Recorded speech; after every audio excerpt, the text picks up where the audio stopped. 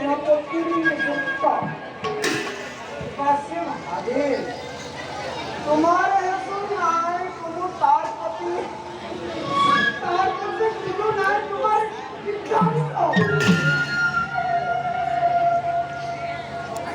বই দে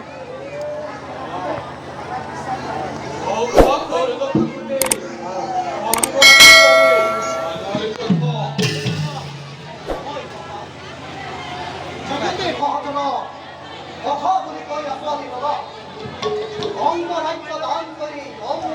অঙ্গরাজ্য অবুত্তরিত হকা গুরু ফেরার দায়িত্ব নিধি বাবু আছে বহুত আমার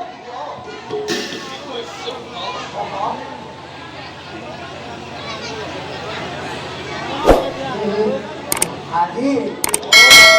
অঙ্গরাজ্যে উচিত কোথায় বলে ঠাকুর তো পিতার কোন অবকারে আমার